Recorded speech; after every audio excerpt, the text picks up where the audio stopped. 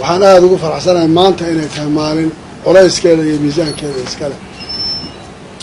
waxaa reerahayga fadhiya waa madaxweyne sheekh shariif sheekh axmed iyo cabdiraxmaan cabdishakuur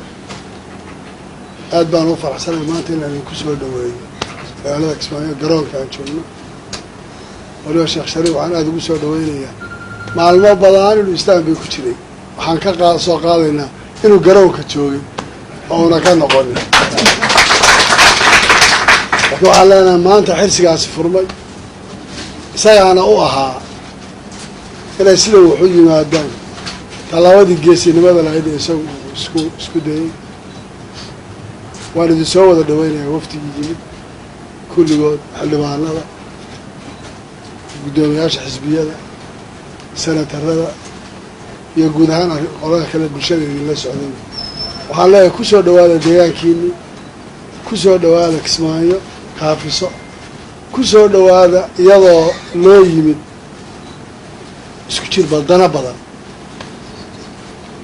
ma aha in caleemasaar keliya loo yimid waxaa loo yimid in laysu yimaado in la wada hadlo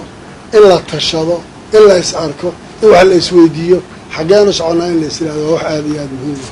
maanta waxaan is leeyahay Soomaaliya waqti ay talo uga baahan tahay mayna soo marin waa maanta waqti ay talo ugu baahnayd inay tashato ay tidhaahdo waliyaa maali jiray marka waxaan leeyahay maanta dadkeedii baa tihi sagan saaxiibada wixii la soo maray iyo waxaan la soo maray kulli waan garanaynaa taasaan idin leeyahay wixii hadal uu ii dambayn doonaa madaxweyne sheekh shariif ku soo dhawow saaxiibka cabdiraxmaan guddoomiye ku soo dhawow aad baan idinkaga mahadcelinayaa in halkaasoo wax kale aan u sheegi doonada ku jiraa waad mahadsantihi salaamu calaykum waraxmatullahi wabarakaatu hore wayna salaamayaa iyo dadweynaha sida sharafta iyo qadarinta iyo milgaha iyo maamuus kale noo soo dhaweeyay intaba runtii in badan aan ku taamayna inaan nimaadno magaaladan la cunaqabateeyey lana jabiyo xisaarkeeda waxaan ku faraxsannahay maanta in cunaqabatayntii ay jabtay oo maaragtay dadkii dhammaan halkan isugu yimaadeen waana ku raacsanahay madaxweynaha waxa la isugu yimid caleemasaar keliya maaha siyaasadda Soomaaliya dadkeedii indhergaradka ahaa ama waxgaradka ahaa ama wax ka soo maray ama wax ka soo qabtay oo dhan isku yimid waxaan rajaynaynaa marka in arrintu caleemasaar ay dhaafto oo wixii tala ah iyo dan wadaag Soomaali ku saabsan aayaheeda iyo masiirkeeda meesha ay maraysana maanta ay ka dhacaysana waa loo jeedaa waxaan rabnaa marka horaan u bilownay Soomaali hore u soo waday in aayaheeda ay gudaha ay uga tashato meeshii ay dalka banaankiisa iga tashay jirtay haddii marka magaalada Kismaayo maanta ama Jubbaland ay noo martigelisay caleemasaarkii madaxweynaha iyo wada tashigii ummadan isugu yimaadeen oo ka dhaxeeyay waa dhagax laba shimbir lagu dilay waxaan aad iyo aad u bogaadinayaa dadweynaha reer Kismaayo iyo hogaankooda oo ku adkaystay inaysan u nuglaanin xisaarka iyo cunaqabataynta looga faa'iideystay awooddii dawladeed iyo midii qaranka intaba aad iyo aad u bogaadinaynaa qof kasta oo xisaarkaas dhibka weyn ka soo gaaray inay jabiyaanna waa bogaadinaynaa waa arrintaas ku adkaystay waxaan rajaynaynaa in talo toosan iyo mid maaragtay waxgarad leh intaba hadduu ilaah yidhaahdo ay meeshaan ay ka soo baxdo haddii noo dhammaado caleemasaarka hadda nebigana wuxuu yidhi unsur akhaaka daaliman oo madluuman marka nimankan walaalahayna talada hayana inaan sidii gacmaha loo qabo lahaa ayagaan u gargaaraynaa sidii gacmaha loo qabo lahay inaan ka wada shaqayno ayada nafteedana meeshay ku jirtaa waa mahadsantihiin asalaamu calaykum walaalkay madaxweyne axmed madoobe maxay ahaato walaalkay cabdiraxmaan cabdishakuur guddoomiyaha xisbiga shariif xasan akhyaarta kale cabdikariim xildhibaanada sharafta leh runtii sharafay noo tahay inaan idinkala soo qayb galno munaasabadan qaaliga ah waana ka mahad celinaynaa soo dhaweynta diiran oo runtii walaalahan reer Jubbaland ay noo sameeyeen wax ku cusub ma waa wax u ah dhaqan markii ugu horeysay ma aha insha Allah markii ugu dambeysana ma noqon doonto waa idinku bogaadinaynaa horumarka aad sameyseen iyo dadaalkiina waa idinku hambaleynaynaa waa ka cudur daaranaynaa dawladnimadii aad jecleedeen oo aad dhinaciina ka dhisayseen aad u bannaan baxdeen in ku dulmiyo in mataqaanaa waxaa laga shaqaynaya in dawladnimada cadaaladdeedu cid walba ay gaarto maanta waxaa nasiib darro ah cadaalad darradoodu meel walba inay gaarto laga soo bilaabo magaalada muqdisho ilaa meesha ugu dambaysa laakiin waxaan aaminsanahay dadka Soomaaliyeed dad xura oo fahamsan waxa ka maqan iyo waxay rabaan inay yihiin fursad weyn ay noo tahay maanta gogoshaana loo fidiyey sida walaalkay madaxweyne Axmed Madoobe uu ka dhawaajiyay على مسار كلية معها يا عبد الرحمن با ووضتشي محايا لي ولو البدن عن كقبنا سيدو وحسو على صراحة أنا وحالي يقول تيريجري دتك آد متقانا دولد وقلو ومرة بدتك قعمها قبطو يرى ورهلا الدايو ما أنت أنا هاد حالة دو على سعودية صدم سنة كدب إن لو عليو نظام كريتاريس وأنا قولين شرعي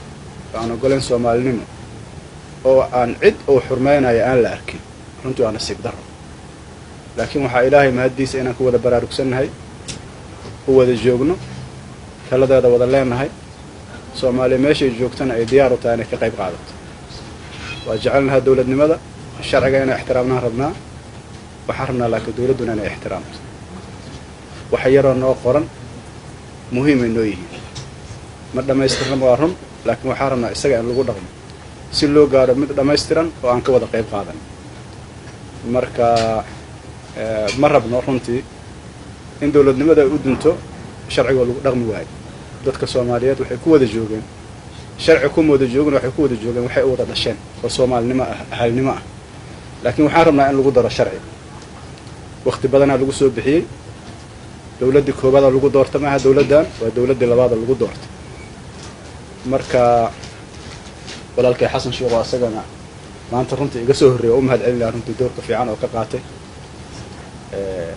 دستور كان هدي على قفك كوبادا لقوا دورت أسجوا واحد وحن أقبل هذا إنه قفك كوجوليستيها وكتجي سيدو كلو سمي مدحونا فرماد بكور رجي marka dastuurkii hore loo dhaqmay maanta in la iska laalo oo la yiraahdo ma shaqeynaayo annaga waxaan aragnaa arrin khatar ah waxaan u aragnaa arrin aan la aqbali karin arrin aan indhaha laga qarsan karin qarannimadii dumaysana ma aamusi karin maxaa yeelay eed waan qabanaysaa mas'uuliyadaan qabanaysaa dad waaweyn aan meesha joogay marka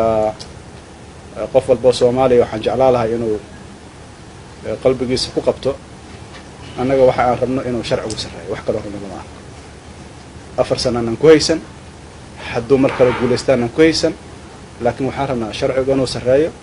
دور شحولة أو حلالة أو صومالي وذا جوكتو وحسلون كير كرتين اعتماد تاسنا وحيكون ما كرتين لا تشهدوا وهك دور شدة لو جلا يهب ولا جارة أي سبستة أو سنتان وحن كشقين إنه حزبية وحن كشقين إنه حواي تلقوا إنه أوريجو سد ديمقراطية مركا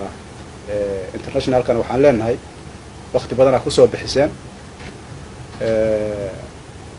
حنتي بدنا كوسو بحدي دولة نماد وعدنكو أسكا آموسن إن الدوشي إن كودنتو وحلا أقبل كرامة إن قيبتي نقادتين أو أتكسو بحدين مالها كوجرتين أنا واحد آموسن إن لبا مارمانت أنا واحد إسلام هاي صعب كبانتا أو الله صعبنا يا دولة دا وحوجينا يا هرير مركا iyo garab marka iyo burburinta sharciga taasna Soomaaliyeed lagu ma jirto marka waxaan rajaynayaa insha Allah dadka wax garadka halkan jooga inay ka qayb qaataan wax taariikhi ah qof la nacabiya ma jirto qolan la nacabiya ma jirto annaga waxaan jecelnahay sharciga in lagu dhaco marka hadallada beenta umada lagu wareeriyo waxaan leenahay waxba soo ma kordhinayaan waxa loo baahan yahay waa dawladnimo taas aan isugu nimiday taas madaxweyne farmaajo asagoo 40 maalmood in ka yar joogo madaxweyne ku noqdo ku ixtiraamay ولين واكو احترامنا هذا واكو احترامنا لكن وحا مهمة شرعا إلا إلالي شرعا إلا إلالي ودولد إلالي سمك أو برس هذه على ما سنتم